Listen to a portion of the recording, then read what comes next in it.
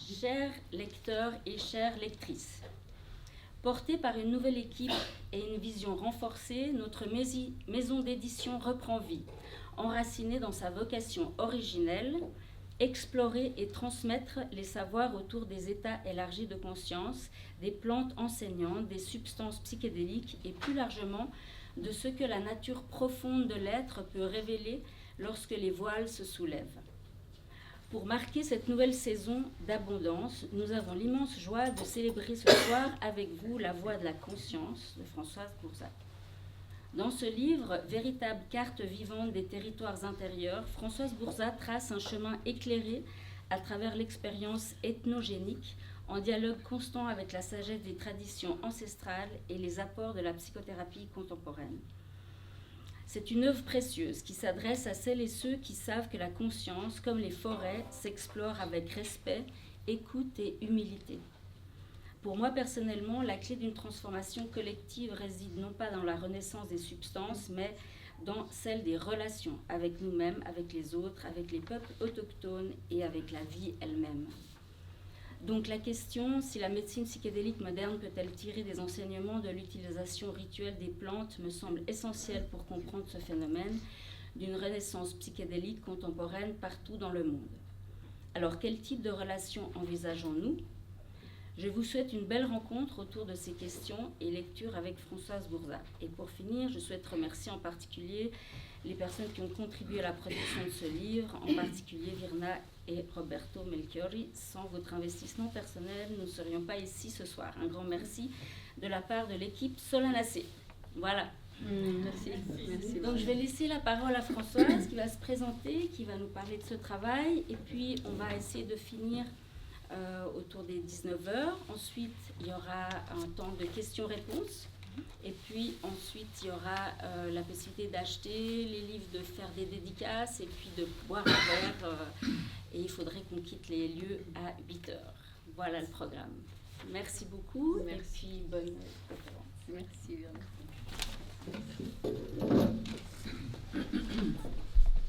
Merci de cet accueil, merci de cette traduction. Évidemment, étant française et ayant écrit ce livre en anglais, ça me fait vraiment chaud au cœur de le voir en français pour que voilà, mes personnes de ma culture puissent le lire avec ce langage, un langage maternel. Hein. Mais c'est curieux que ce livre m'est venu en anglais puisque j'enseignais en anglais donc, à cette époque à San Francisco. Voilà, donc j'ai envie de vous donner un petit peu une orientation par rapport à mon cheminement personnel. Je vais faire ça en raccourci parce que voilà, il y a pas mal d'aventures, etc. Bon. Mais ce qui m'a propulsée vers un choix de vie en dehors de l'Europe, finalement, parce que je suis allée aux États-Unis en 81, et que là j'ai découvert tout ce milieu psychédélique avec les grands de l'époque, on va dire, hein, parce que c'était encore, voilà, c'était une floraison de Timothy Leary et tout ça, et Ralph Metzner et Groff et tout ça. Voilà. Mais ce qui m'a propulsée en fait je vais dire comme ça, prendre ma vie en main, on va dire, c'est un événement qui m'est arrivé lorsque j'avais 23 ans et que j'étais en voyage en Asie, en Thaïlande. Voilà, je trouve que j'étais en train de visiter un temple, sur un chemin en allant visiter un temple, et j'étais avec un homme que j'avais rencontré sur place, un ingénieur civil indien très sympathique, donc nous faisions la visite ensemble, voilà. Et on a été attaqué par des bandits, et on nous a tiré dessus, des pistolets, donc on a été attaqué à l'arme à feu, et on a été laissé pour mort au bord de ce sentier. Il se trouve que cette personne a été tuée, cet homme a reçu une balle dans la tête, et moi une balle dans la jambe. Bon, en fait, ils m'ont loupé un peu, quoi. Je devais l'avoir dans le ventre, mais c'est pas arrivé jusque-là. Et donc, en étant laissée pour morte sur le bord du fossé, avec cet homme mort, agonisant devant moi, avec, voilà, je vous laisse imaginer la vision d'un crâne explosé. Hein. Ça a fait un impact sur mes 23 ans, là, naïf, et voilà, j'étais naïve, j'étais innocente, je voyageais dans le monde pour découvrir. Tout d'un coup, ça m'a fait grandir. C'est comme si tout d'un coup, j'avais eu une espèce de, comment dire, une baffe de maturité qui m'est venue immédiatement avec plein de choses en une fraction de seconde. C'est incroyable comme le temps ralentit. C'était comme une expérience psychédélique, quoi, finalement, où énormément de choses se sont passées du moment où le revolver est monté jusqu'à la balle qui m'a atteint, quoi. Et pendant ce moment-là, cet instant, cette fraction de seconde, j'ai vu la fragilité de la vie, j'ai vu ma mère qui ne saurait jamais comment j'avais disparu, parce qu'évidemment, ils nous ont tout volé, hein. J'avais plus de passeport, plus de billets d'avion, plus d'argent, plus rien. Donc j'allais disparaître de la vie de ma famille sans savoir jamais ou comment j'avais disparu. Là, c'était bête de mourir comme ça. C'était vraiment, mais c'est bête de mourir comme ça. Enfin, comme s'il y a une meilleure façon de mourir. Bon, c'était bête, c'est bête. Et qu'est-ce que je vais faire maintenant? Enfin, je meurs là, je suis en train de mourir, et est-ce que c'est ça? Est-ce que c'est tout ça la vie? Enfin, ça m'a fait vraiment quelque chose et de spirituel et de profondément émotionnel. Pas vraiment, je veux pas mourir. Enfin, c'est pas vraiment ça qui m'est venu, c'est tiens, on meurt comme ça dans le fossé avec ce type, avec son crâne explosé. C'était, je n'arrivais pas, bon évidemment j'étais traumatisée, donc je n'arrivais pas à comment dire, digérer, faire un processus de ce qui m'arrivait. Mais quand je me suis rendu compte que j'avais pas une balle dans le ventre, j'avais une balle dans le genou, parce que moi je me tenais le ventre, je m'arrêtais dans le genou. Finalement, je me suis rendu compte que peut-être je n'allais pas mourir. Et donc là, mais voilà, j'ai paniqué, enfin pas paniqué, mais j'ai essayé de gérer la situation, etc. Et puis voilà, on m'a emmené à la police, à l'hôpital, on m'a extrait la balle. Mon ami est venu décéder à côté de moi à l'hôpital. Et en fait, la question c'est, ok, je suis en vie, qu'est-ce que je vais faire maintenant? Parce que voilà, la vie, j'avais fait des trucs avant, des voyages, des machins, un peu de drogue, un peu de machin. Et en fait, bon ben voilà, j'ai 23 ans, j'ai la vie devant moi, j'ai une deuxième chance, qu'est-ce que je vais en faire? Et ça m'a vraiment propulsé à quelque chose de plus vrai, quoi, de me prendre en charge, d'arrêter de faire pas n'importe quoi, mais d'arrêter d'attendre que la vie arrive passivement. Et donc, bon, voilà, de fil en aiguille, 2 ans plus tard, j'ai déménagé aux États-Unis. Pour moi, ma vie en France, à l'époque, avec pas vraiment de direction, pas vraiment de motivation personnelle, de direction par rapport à mon éducation même, qu'est-ce que j'allais étudier, quoi, quand, comment. Donc je suis venue aux États-Unis et là, j'ai commencé à étudier en fait le massage thérapeutique, j'ai continué mes études de danse, une fois que ma jambe était évidemment en 80, ça allait mieux. Et j'ai rencontré des personnes qui se sont avérées impliquées dans un travail thérapeutique, accompagné, donc tissé avec des substances. Et c'était un travail très sérieux, donc très, voilà, c'était pas on fait la fête, on va prendre ça, on va prendre ça. C'était on est ensemble, on est en collectif ou en individuel. Il y a un travail qui se fait avec un thérapeute, hein. Et puis, il y a aussi des séances d'MDMA, des séances de MDA, des séances de LSD, des séances de champignons, des séances de champignons avec kétamine, champignons avec LSD, enfin bon voilà, des choses comme ça. Et ceci m'a vraiment attirée parce que je me rendais compte que j'avais un passif, disons, assez lourd, et puis ce traumatisme qui n'avait jamais vraiment été, pas réglé, mais exploré, on va dire. Je pense pas que j'ai jamais vraiment réglé ce traumatisme, en fait. Enfin bon voilà, ça reste... Je garde une cicatrice, pas juste physique, mais quelque part émotionnelle et énergétique, hein. Ce qui est intéressant aussi quand on examine, bon, peut-être en parler plus tard, mais comment on examine les traitements sur le trauma avec ces substances psychédéliques, parce que j'ai fait quand même 40 ans de ça, et en fait, voilà, je peux dire que j'ai encore des cicatrices de ce trauma qui demeurent réellement dans mon psyché, dans mon corps, etc. Et donc j'ai entamé ce processus donc, personnel d'exploration, de guérison. Voilà. Donc c'était fait d'une manière très encadrée par un type dont vous lirez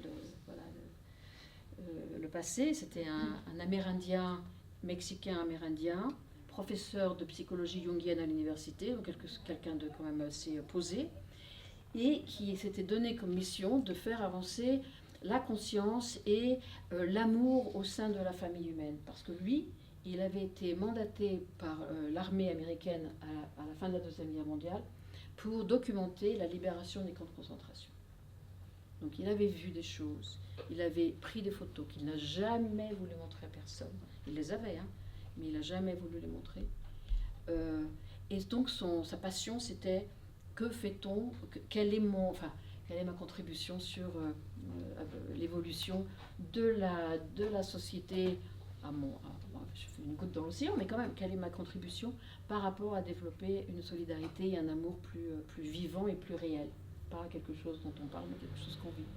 Et donc ces groupes étaient vraiment très très forts et puissants de guérison, mais aussi de lien entre les gens. Parce que du coup, certaines personnes font du travail en groupe. Le lien qui s'est créé avec ces personnes, qui sont par la suite devenus chercheurs et écrivains de livres sur le psychédélique, étaient vraiment des frères et des sœurs dans ma vie. Et ils sont encore.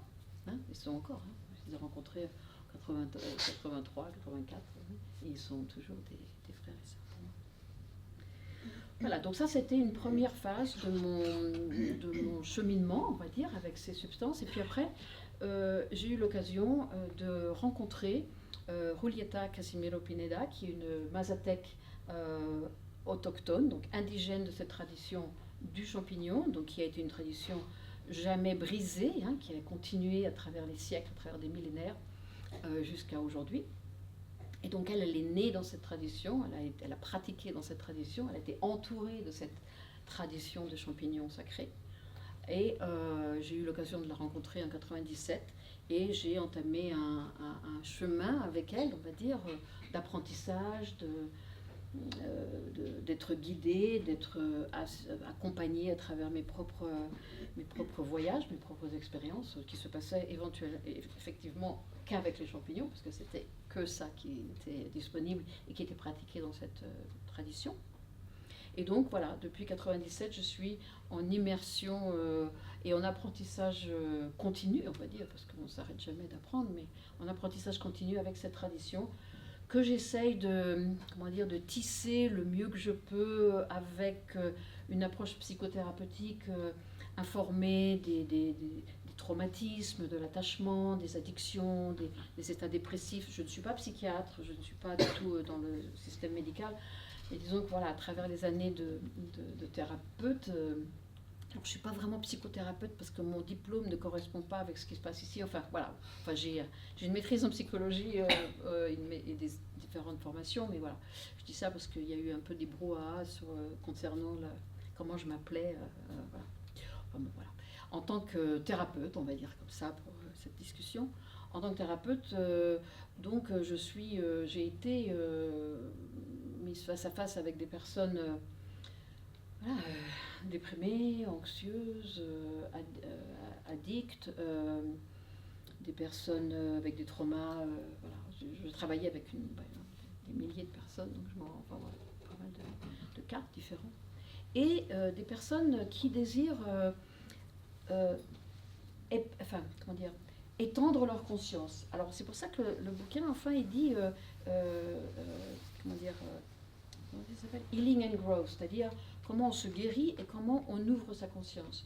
Parce que ces substances-là, peu importe quelles qu'elles soient, guérissent à un niveau de pathologie, à un niveau de maladie, on va dire, enfin, bon, on va dire ça comme ça, mais aussi énormément de personnes découvrent des pathologies ou découvrent des traumatismes, découvrent des souvenirs difficiles, mais aussi les gens sont curieux de savoir qu'est-ce qu'est la vie, qui suis-je, qu'est-ce que je fais et pourquoi je suis là, par curiosité, on va dire, par juste s'ouvrir la conscience dans une étendue plus vaste. Et moi, je trouve ça fascinant de pas juste réduire finalement ces substances à des traitements, hein, mais aussi de les voir dans leur globalité, de ce qu'elles proposent. Hein. Et c'est vrai pour la kétamine, et c'est vrai pour le MDMA, et c'est vrai pour toutes les substances. Hein. Je ne veux pas juste dire les champignons. Non. Donc moi, je trouve ça fascinant de voir quelle est la motivation de chaque personne pour arriver vers ces expériences. Et ce que je trouve intéressant pour ce propos de ce soir, mais aussi dans ce livre et en général dans mon intérêt, c'est comment peut-on faire le pont entre ces traditions donc autochtones, avec toute cette richesse dont je vais un peu décrire pour vous donner une idée de ce côté-là de la rivière, et puis de ce qu'on notre approche psychothérapeutique, peut-être plus clinique, peut-être plus axée sur le travail de détraumatisation, le travail avec des pathologies comme je viens de le décrire. Donc on peut se pencher, parce qu'on est tous là, on est tous dans l'Occident, on est tous ou bien thérapeutes, ou bien médecins, ou bien on a été en thérapie, ou bien on a fait des expériences de ce genre.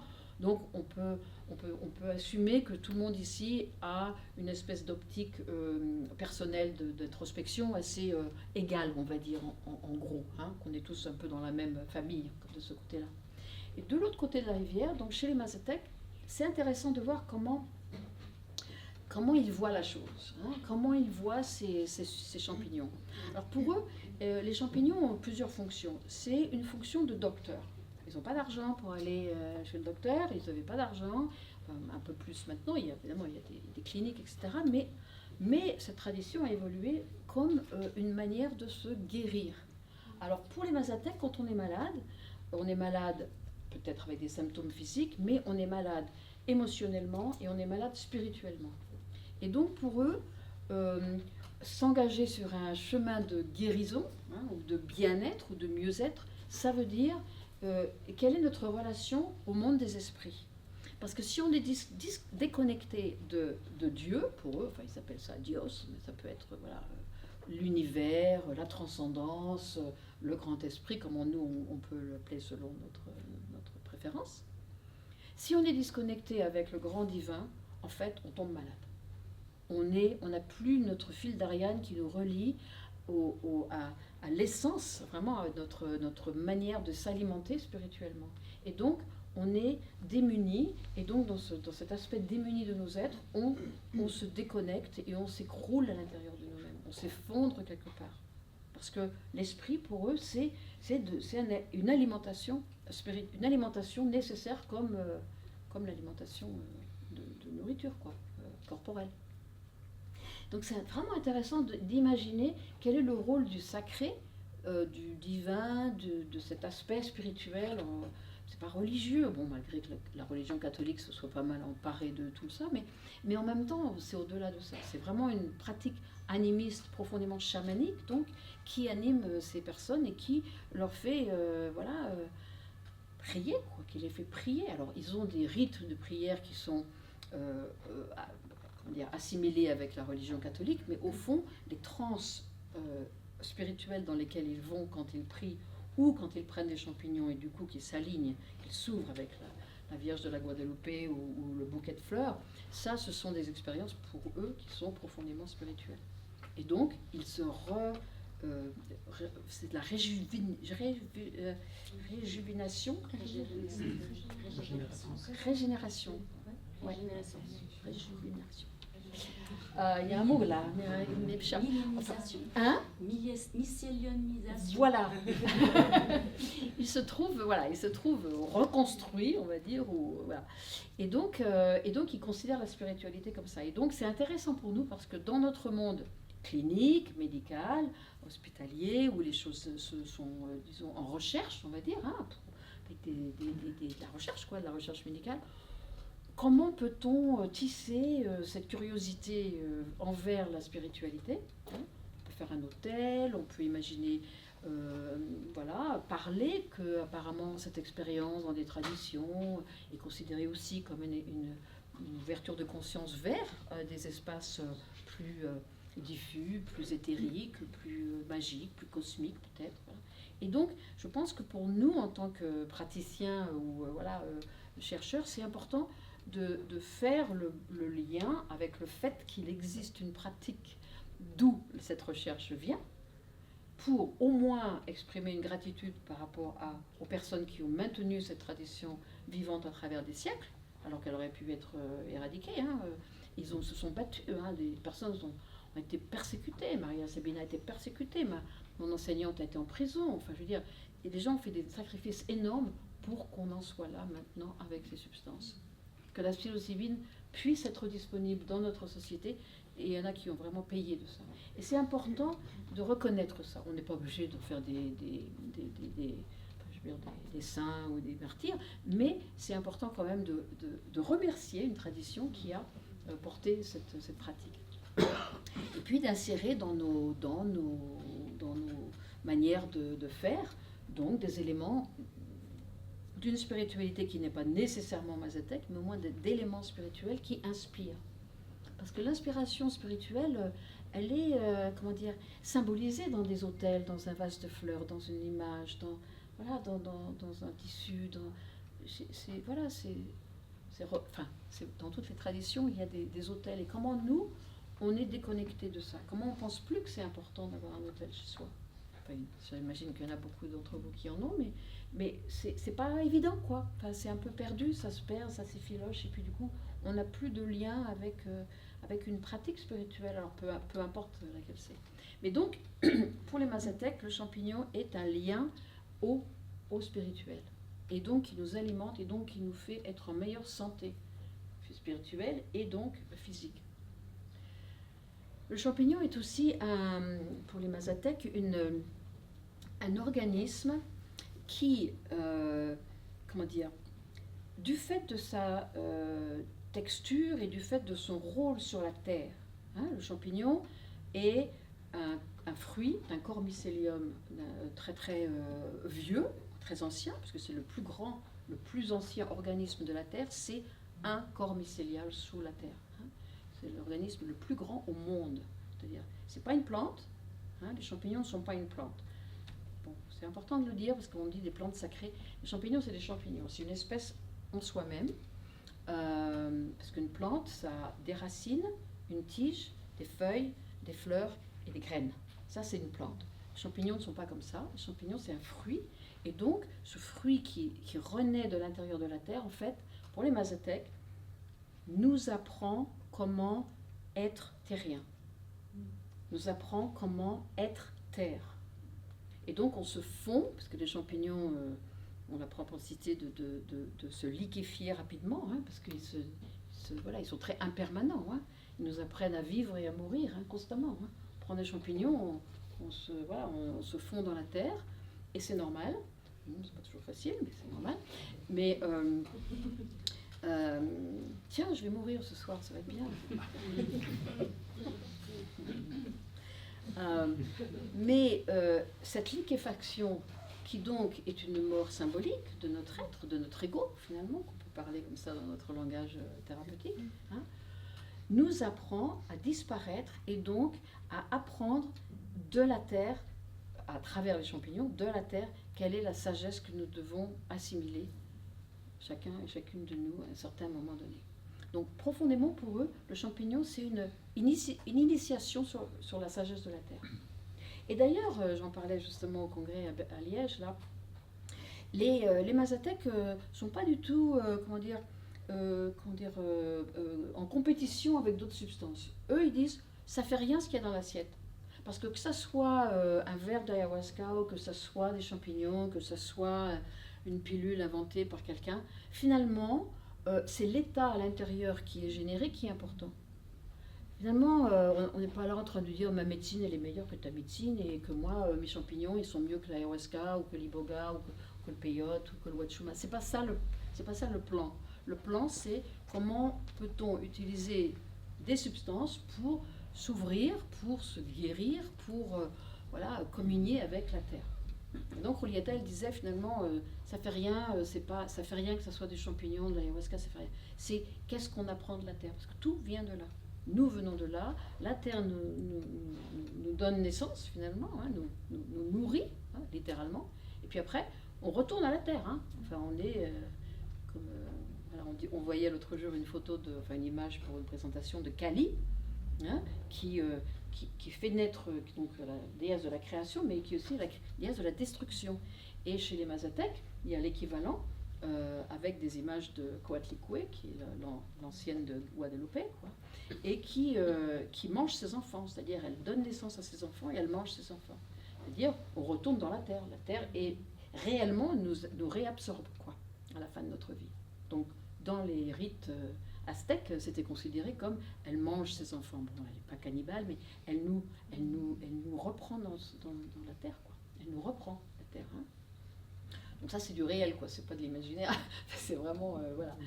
Et donc, comment on continue à communier avec cette terre. Donc ça, c'est un grand aspect je te dis, hein, un grand aspect de l'angle mazatèque sur cette médecine. Et puis alors, les champignons dans le monde, hein, sur la terre, qu'est-ce qu'ils font, les champignons? Ils filtrent et ils compostent. On est bien d'accord, hein, ça a été prouvé. Voilà. Bon. Ils communiquent, ils filtrent et ils compostent. Alors les communications, c'est fascinant parce qu'on sait bien que les champignons aident les arbres à communiquer entre eux. J'espère que vous avez vu Fantastic Fungi. Il est passé ici. Hein. Et donc, voilà, donc ce film, que j'espère que vous avez vu ou que vous pouvez voir d'ailleurs sur Internet, explique tout ça. Explique la fonction des champignons sur Terre et une des fonctions, c'est la communication. Et en fait, quand on prend des champignons, ce qu'il fait, c'est qu'on communique à l'intérieur de nous, des zones de notre expérience communiquent avec d'autres zones de notre expérience. Notre physique avec notre mental, notre relationnel avec l'esprit, les couleurs avec les sons. On est en relation intérieure parce que le mycélium crée ça en nous. C'est-à-dire l'âme du fruit du champignon porte le message du mycélium et donc nous informe de tout ce que nous portons. Donc des souvenirs qui correspondent avec des sensations corporelles, qui correspondent avec un pardon, qui correspondent avec une musique ou un chant ou une présence ou quelqu'un qui nous donne la main. Tout ça se connecte. Et ça, c'est la communication mycéliale. Et ensuite, les champignons filtrent. C'est-à-dire, on a bien déterminé, je ne sais plus si c'était Paul Stamets qui faisait ça, déterminait qu'en mettant des champignons dans une rivière polluée, les champignons en fait filtraient l'eau. Enfin, c'était tout un processus et filtraient l'eau et l'eau de l'autre côté était buvable. Hein. Donc les champignons ont un processus de filtrage. Donc nous, quand on prend des champignons, on se filtre à l'intérieur et je vais dire ça comme ça, on se purifie, c'est-à-dire on élimine des choses qui sont toxiques à l'intérieur de nous. Ça peut être des émotions, ça peut être des croyances, ça peut être des peurs, ça peut être des traumatismes, ça peut être des addictions, des relations toxiques ou des actions toxiques qu'on a pu faire sur d'autres personnes, donc des culpabilités, on va dire, hein, de la honte. On se nettoie, on se filtre à l'intérieur. Et donc, on se purifie. Hein. Et ce qui est intéressant dans le champignon que j'aime spécialement beaucoup, c'est le principe de recyclage. C'est-à-dire que le champignon, il n'est pas en train de vous purifier comme d'autres substances comme le peyote ou l'ayahuasca qui nous font une purge, c'est-à-dire on rassemble tout ce qu'il y a de toxique et on vomit ou on a des diarrhées et donc on se libère physiquement des toxiques, des pensées toxiques, des choses toxiques. Le champignon, lui, il recycle tout, c'est-à-dire il ne rejette rien, mais tout est source de vitalité. Donc c'est vraiment intéressant parce que quand on dit oui, mais je suis en colère après ça, en fait cette colère-là, elle peut être recyclée. C'est intéressant pour nous par rapport à une approche thérapeutique, c'est-à-dire on peut reconnaître que nos colères sont en fait une source de passion, une source de force. C'est pas nécessairement des explosions destructives, mais comment recycler les aspects de nous qui sont apparemment négatifs.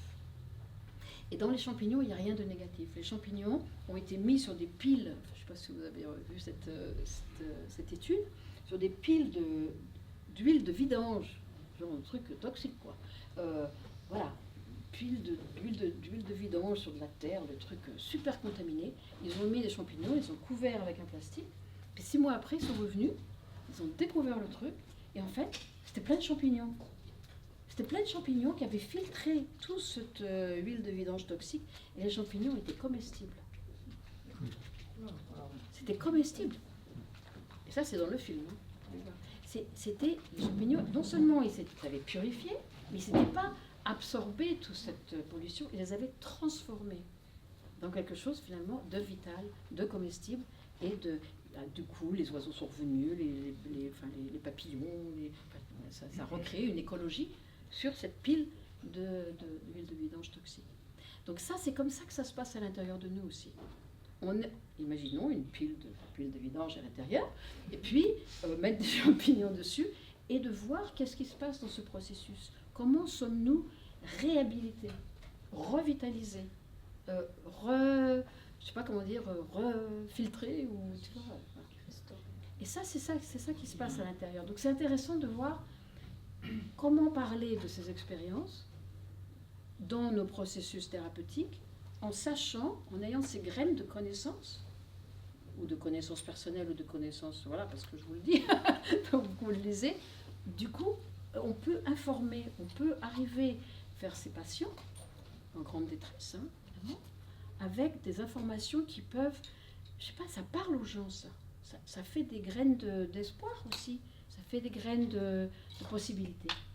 Et moi, je trouve ça intéressant de faire ces ponts-là entre ce que les champignons veulent dire pour les Mazatèques, qu'est-ce qu'ils représentent, comment dans leur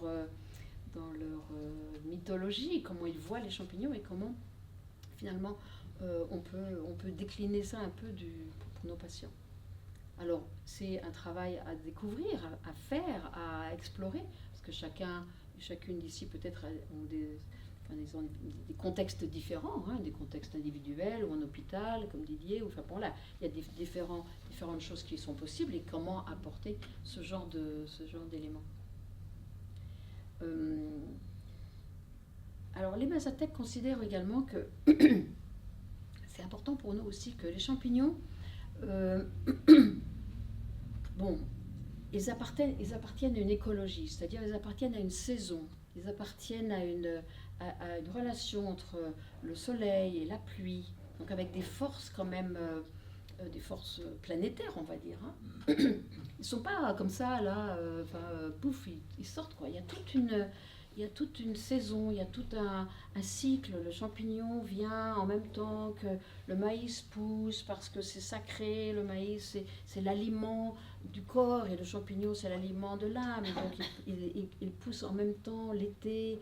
Enfin bon, c'est très, c'est intéressant de voir qu'il y a des saisons pour faire son exploration aussi. Hein, il y a des phases d'exploration, puis il y a des phases de repos. Et je pense que c'est intéressant pour nous aussi, parce qu'on a des choses calculées dans le calendrier, puis en fait, il y a peut-être des cycles, des phases d'exploration et des phases d'intégration. Des phases de repos, des phases d'hiver, hein, quand il n'y a rien qui pousse, quand on se repose, on n'est pas là en train de planter, de cultiver. On peut se reposer le corps, l'esprit, le cœur, on peut se reposer et voir comment les choses qu'on a explorées plus tôt peuvent s'installer en nous. Il faut écouter, quoi. Et les Mazatèques sont très dans une expression qui les habite beaucoup. Ils disent en mazatèque, dans leur langage, tofi tofi. Ça veut dire peu à peu. C'est-à-dire, c'est pas la peine de croire qu'on va exploser tout le système traumatique ou le système machin. Peu à peu, il faut s'apprivoiser soi-même. Il faut s'apprivoiser une relation entre une médecine sacrée et notre intérieur. Comment faire un lien? Comment créer le lien? On parlait avant avec Catherine et David justement de comment fait-on le lien avec les Mazatèques, avec les personnes là-bas, et comment ça prend du temps. Et encore, ça prend du temps, et encore. Et quelquefois, moi, on peut être sidéré de situations apparemment implausibles, et qu'ils arrivent quand même, parce que voilà, le lien, la relation humaine, comme la relation avec les champignons, c'est quelque chose qu'on cultive, qu'on développe peu à peu. Donc on apprivoise. C'est pas qu'on va apprivoiser le champignon, mais on va créer un lien qui va nous mettre en sécurité et nous mettre en confiance les uns les autres. C'est comme une relation humaine, quoi. On va lentement, on discute, on se voit un peu, on se voit plus, on vit des choses ensemble, et puis peu à peu, on crée un lien plus profond. Et c'est exactement ça avec le champignon, c'est-à-dire comment développer un lien. Et quand on est dans des situations cliniques ou thérapeutiques où le champignon donc est utilisé, ou d'autres substances, comment on crée un lien avec une entité qui porte un pouvoir, une puissance, c'est énorme, quoi. La transformation possible est énorme, et comment on rentre en contact avec ça? Comment on rentre en contact avec ça à l'intérieur de nous, comment nous préparons-nous à ce moment de rencontre. C'est important de se préparer au Mexique, ils vont faire des promenades à un certain endroit, ils font des rituels, ils ont toutes des choses d'offrande, de graines de cacao, il faut faire des choses, quoi. On va pas juste, tiens, on va prendre des champignons, puis on va attendre. Enfin, il faut offrir quelque chose, et puis après, on va dire merci, et puis après, il y a tout un processus comme si c'était un être humain, finalement. On arrive avec des fleurs, on ne porte pas sa bouteille de vin, mais presque, quoi. On arrive avec des fleurs, on arrive avec quelque chose pour offrir quelque chose à cette entité qui, finalement, est quelque chose de vivant comme nous, quoi. Donc, ça, c'est vraiment vivant, les champignons. Ils poussent là, ils sont frais, ils sont vivants, quoi. Et donc, je pense que pour nous, il est important de reconnaître, d'être poli, de reconnaître ce qui crée un lien, de reconnaître le côté sacré du champignon, de reconnaître comment ils prient, eux. Et dans le livre, vous verrez, il y a beaucoup d'exemples, justement. J'ai fait le lien entre comment on se prépare par rapport à un environnement plus thérapeutique et clinique, et comment eux se préparent, et comment on peut adapter et traduire cette préparation, et comment on peut faire la même chose pour l'intégration, c'est-à-dire ce qu'on appelle l'après-coup, comment on soutient ces processus de digestion de ces voyages, finalement, de l'effet, de la transformation, des enseignements, des visions, des émotions, des relâchements, des souvenirs. Il y a tellement de choses à faire, à être avec, quoi. C'est énorme. Enfin, on sait bien que c'est équivalent à énormément de thérapie. C'est du matériel, c'est une pile de choses, quoi. Et comment on fait après avec ça? Qu'est-ce qui va faire que cette séance va faire écho dans nos vies? On va pas manger du champignon tous les jours, mais on peut, mais je veux dire, comment on peut faire honneur à cette entité qui est venue en nous et qui nous a instruit de tout ça, ou qui a catalysé en nous des souvenirs, qui a catalysé en nous un espèce de réalignement intérieur. Ce qui est important, finalement, chez les Mazatèques aussi, ce qu'ils considèrent, ça me vient là tout d'un coup, je vais l'ajouter, c'est le processus de souvenir. C'est-à-dire, en anglais, on appelle ça « remember ». Et c'est plus... j'imagine qu'il faut parler tous anglais, mais c'est intéressant parce que « remember », c'est en fait que quand on prend des champignons, on est « dismembered ». On est mis en bout. On est mis on n'est plus dans un état comme ça, on est dans un état avec plein de particules. Et que le champignon nous aide à nous défaire, donc à nous liquéfier, à nous faire mourir, et après à nous remettre ensemble, mais d'une autre configuration. Donc on est dépecé et on est repecé. Je sais pas comment dire, mais voilà. Et donc ça, c'est vraiment important pour nous que nous acceptions de mourir et d'être remis en place d'une autre manière. Et cette autre manière, c'est ça l'intégration. C'est qu'est-ce qu'on va faire avec cette autre manière, ce nouveau moi que je suis. Je ne suis pas la même personne avant et après le voyage. Les choses que j'ai vues, je ne peux pas plus les voir. Les choses qui me sont remontées, les souvenirs, je ne peux plus les oublier. Les visions qui sont imprimées dans ma mémoire, je ne peux pas les effacer. Donc, voilà, cette nouvelle personne avec ces nouveaux éléments, cette nouvelle capacité, ou cette nouvelle libération, ou cette nouvelle santé, comment je vais après être cette personne dans ma vie. Il faut être d'accord de ne plus être la même personne. Il y a l'avant et il y a l'après. Quelqu'un me demandait aujourd'hui, Arthur me demandait cette pratique du changement, comment on change. On change tout le temps, de toute façon, chaque moment est une évolution, est un changement. On ne change pas, on ne s'arrête pas de changer, jamais. Enfin, du moment qu'on est, du moment jusqu'on meurt et après même, on ne change pas. Mais on évolue. Et ces espaces-là sont des espaces de changement tellement radicaux, tellement énormes, tellement le jour et la nuit, quoi, on va dire, qu'on se doit de vraiment remarquer ce qui s'est passé. Et donc, d'être remis ensemble à une autre manière, comme un puzzle qui peut se mettre dans notre manière, ça c'est important pour les Mazatèques, de reconnaître qu'on n'est plus la même personne. On ne peut plus se considérer, gérer même nos relations. Alors, bon, on ne va pas prendre des grandes décisions de divorce ou de marier, etc. Mais on n'est plus dans la même dynamique intérieure et donc dans la même dynamique relationnelle avant et après. On n'est plus dans la même dynamique de sentir nos corps ou ma relation avec les arbres. Je ne suis plus la même avant qu'après. Les choses ont changé, ont pivoté, ont évolué, ouvertes, se sont illuminées, quoi. Je peux plus. Enfin, je ne sais plus qui c'est qui. Je sais plus si quelqu'un à la conférence au congrès parlait justement. Moi, une fois, j'étais une rose. Bon, donc j'ai changé, je suis devenue la rose. Ça, c'est pas quelque chose que je peux oublier, quoi. C'est comme un tatouage, quoi. Une fois que c'est en moi, une fois que c'est dans ma mémoire, c'est pas quelque chose que je vais oublier. Alors qu'est-ce que je fais de ça? Qui suis-je comme rose dans ma vie? Comment je vis mon état rose? Ce sont des considérations comme ça à soutenir pour les praticiens, qui accompagnent comme ça, de reconnaître cette transformation, de reconnaître qui la personne était avant, qui elle est devenue, et qu'elle se rend compte du contraste, de la différence, et comment soutenir cette nouvelle évolution. Il y a beaucoup de choses à dire. Mais bon. Encore 5 minutes l'essentiel. Encore 5 minutes l'essentiel. Est-ce que tu as envie de passer comme message?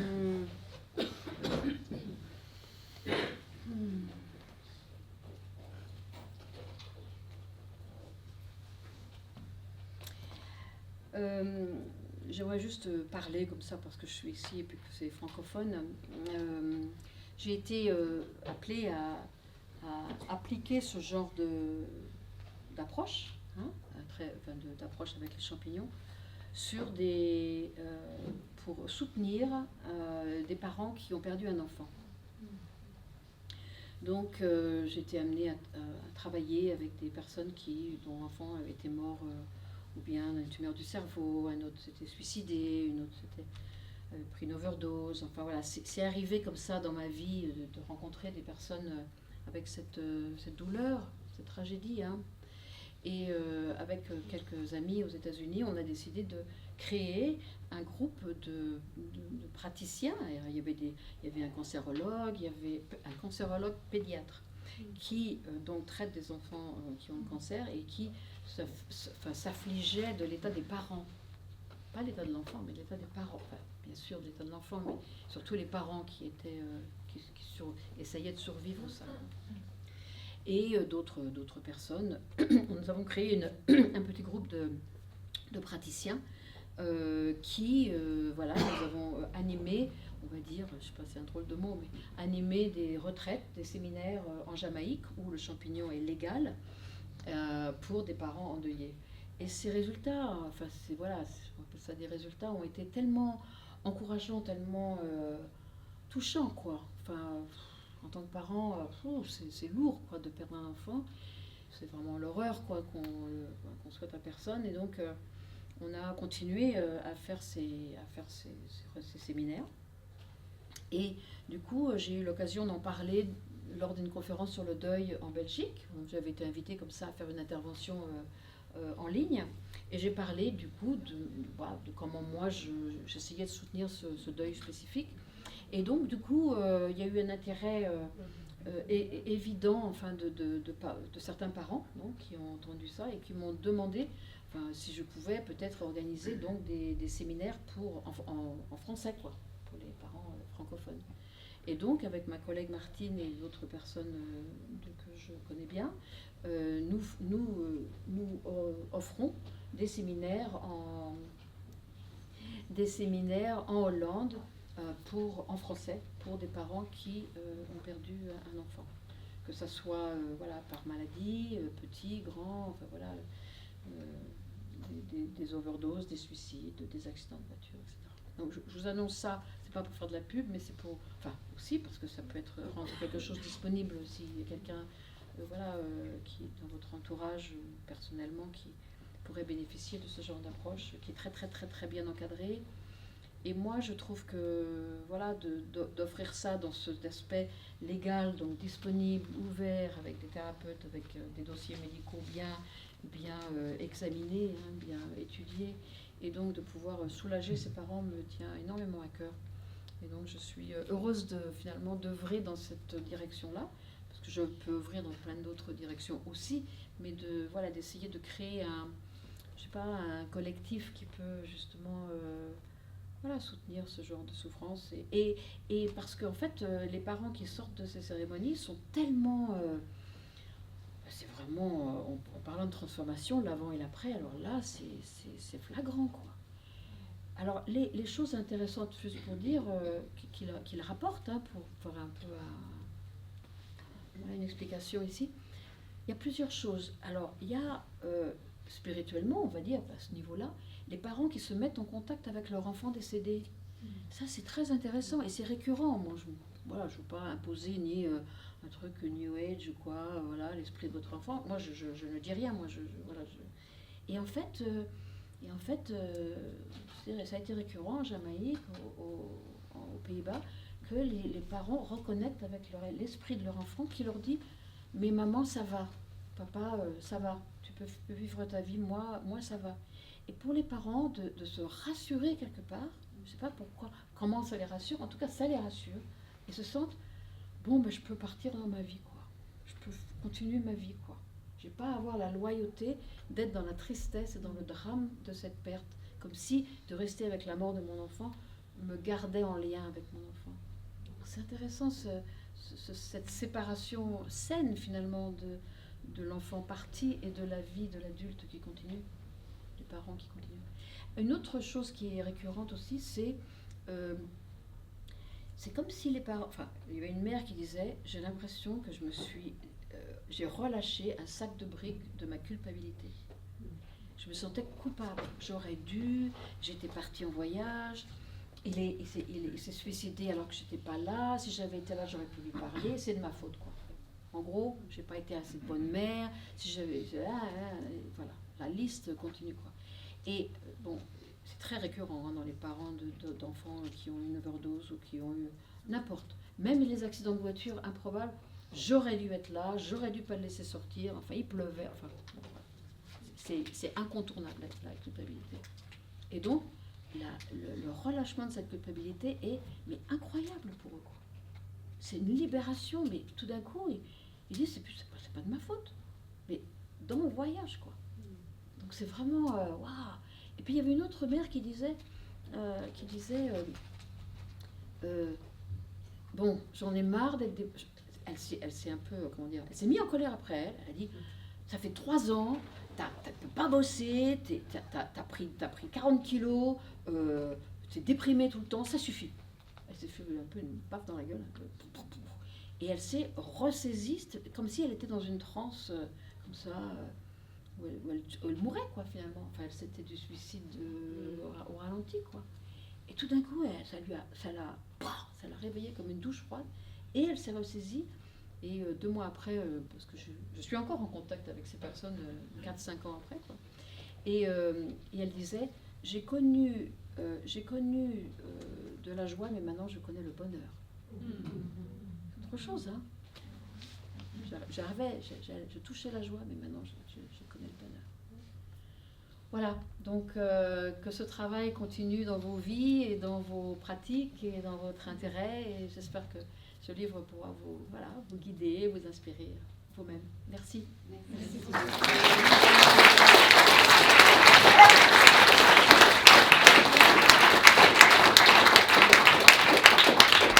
Rediriger vers le site de Martine qui s'occupe des inscriptions et des dossiers médicaux.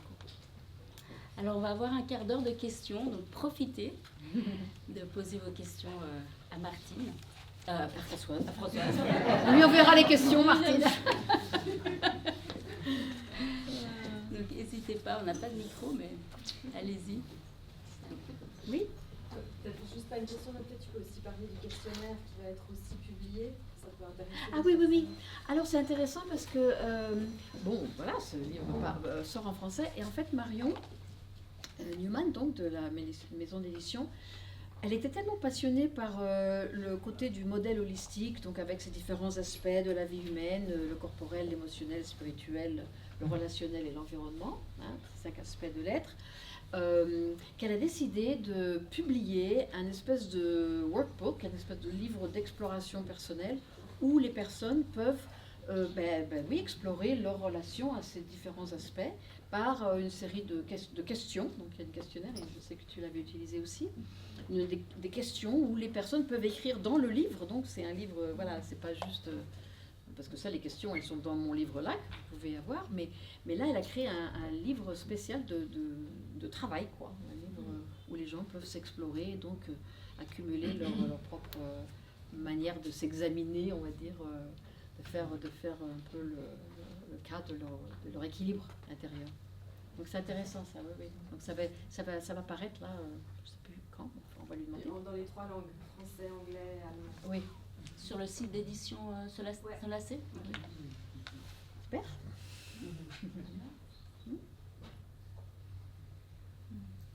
Moi, il n'y a pas de question. Moi, j'ai une question. T'as une question, vas-y. Alors, j'aurais une question parce que tu as vraiment quand même montré le travail des niños, des champignons, tous les aspects aussi métaphoriques. Hein, c'est très beau, la purification, la liquéfaction.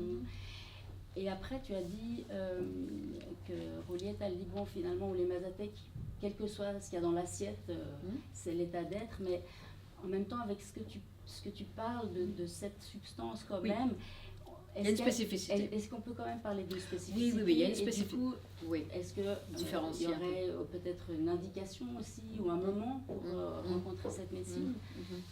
Oui. C'est vrai que, en gros, enfin globalement, s'ouvrir la conscience peut se faire avec une variété de substances, on va dire. Hein. Prendre du MDMA et s'ouvrir la conscience, la kétamine, des champignons, de l'ayahuasca. Tout amène à une grande conscience. Mais c'est vrai que chaque médecine est quand même très spécifique. Hein.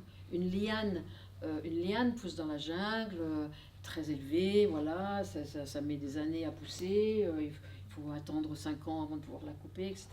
Pour le champignon, il sort de la terre, en 3 jours, il n'y en a plus, quoi. Enfin, il faut le prendre juste au bon moment, et puis après, il se liquéfie, donc, comme on a dit. Hein. Le cactus qui pousse, voilà, qui met le peyote, met des années à pousser, à s'agrandir un tout petit peu. Bon. Donc chaque substance, chaque médecine naturelle, on va dire, a sa propre écologie, donc, hein, comme on a dit. Donc certaines médecines ont plus ou moins différentes vertus, on va dire. Il est répertorié, ou il est dit, j'ai entendu parler de ça par des maîtres gabonais, que l'iboga, en fait, nous amène plus dans un monde ancestral. Hein. C'est reconnu, enfin c'est ça le but du voyage, c'est de passer du temps dans ses ancêtres, donc en compagnie de ses ancêtres, dans l'indication que les ancêtres peuvent nous donner sur la manière de vivre nos vies. Donc ça c'est très hypnotique, et c'est un état très spécifique qui dure très longtemps, 48 heures, un truc comme ça, et qui est par rapport aux ancêtres.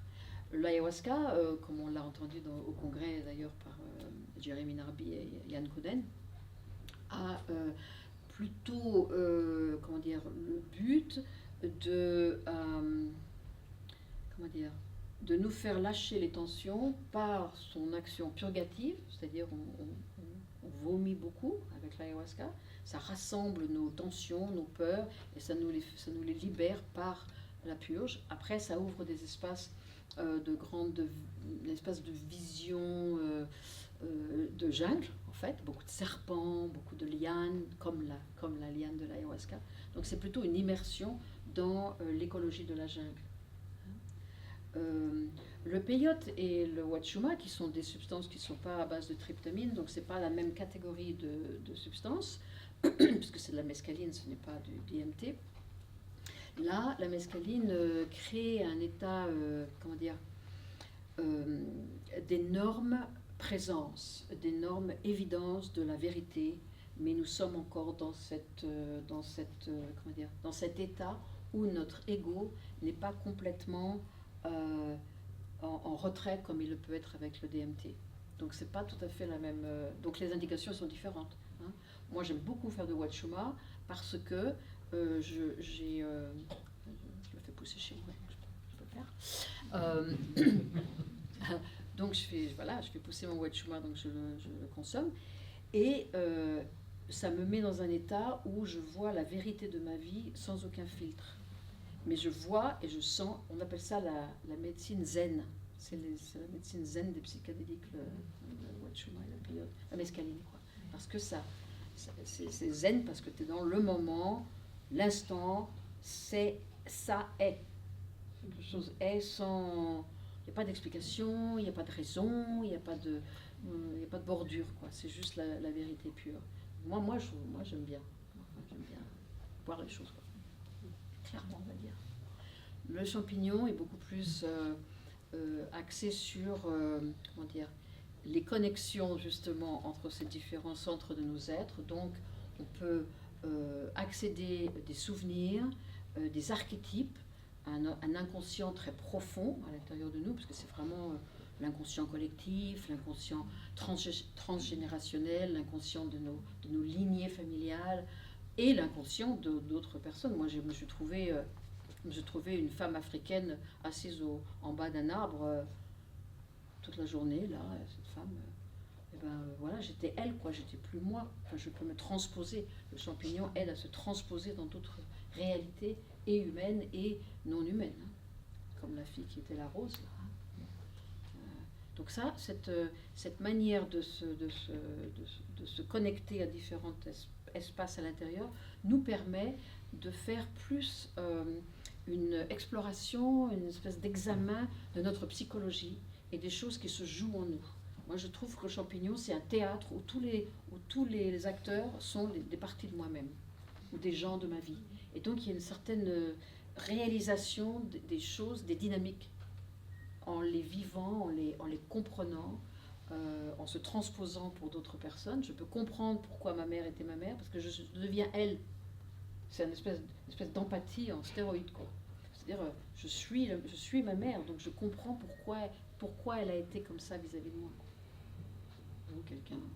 Donc c'est plus axé sur, je vais dire, enfin on peut dire ça comme ça, plus psychologique, on va dire. Hein. Donc pour des personnes qui sont en deuil, évidemment, la perte, le chagrin, la lourdeur qui est très émotionnelle, du coup, j'en trouve plus accédé ou plus traité dans cette dimension-là.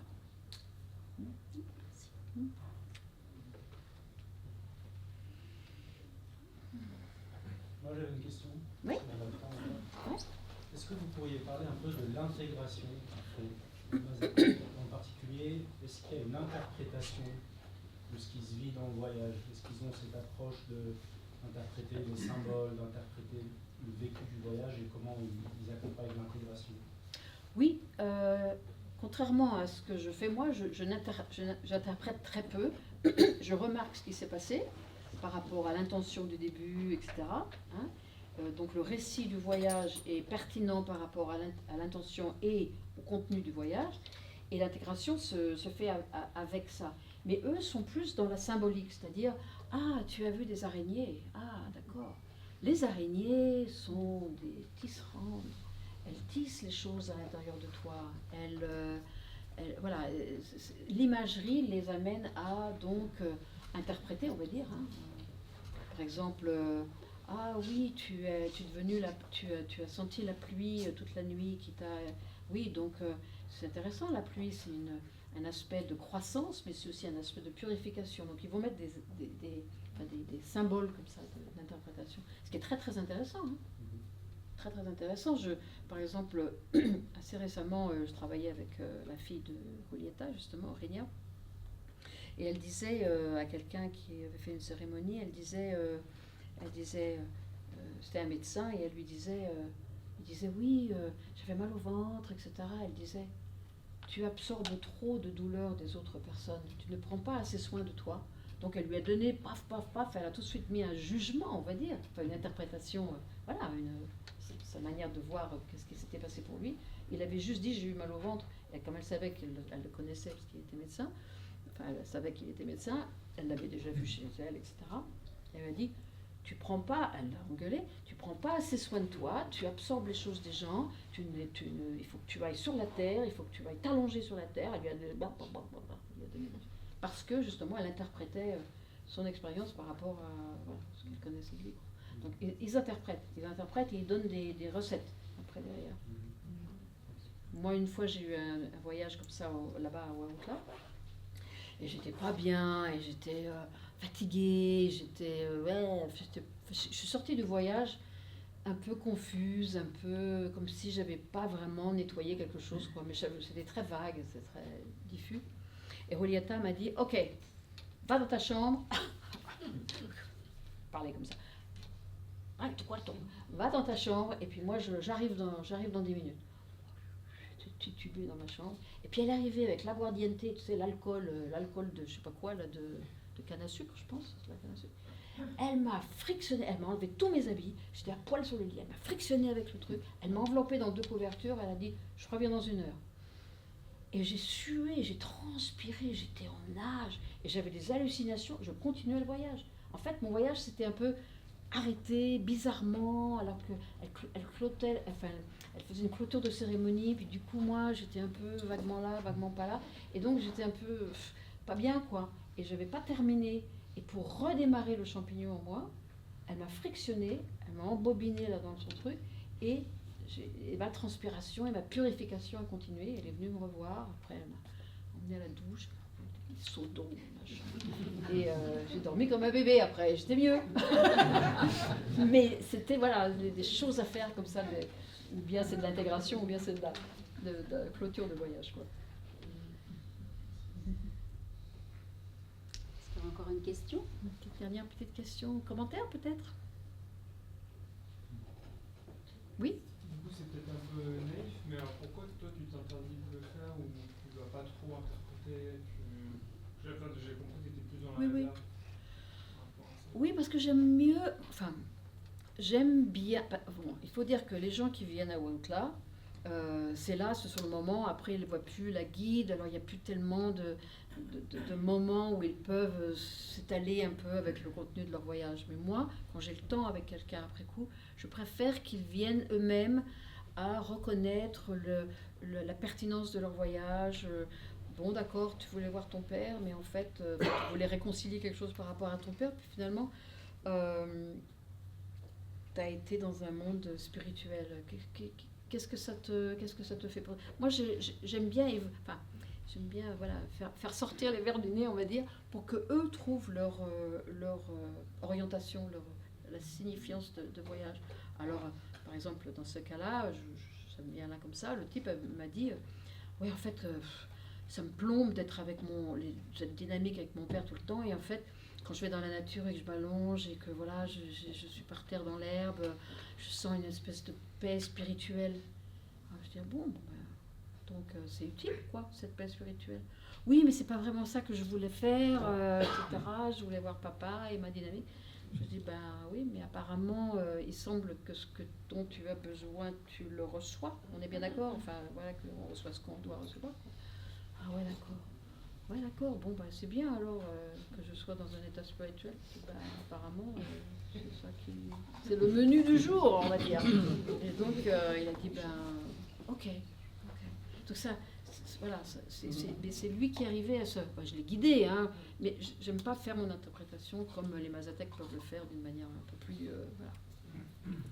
Mais c'est bien aussi, hein, ce qu'ils disent. C'est très très bien. Hein, c'est très vrai, c'est très pointu, c'est très, voilà, c'est exact. Hein,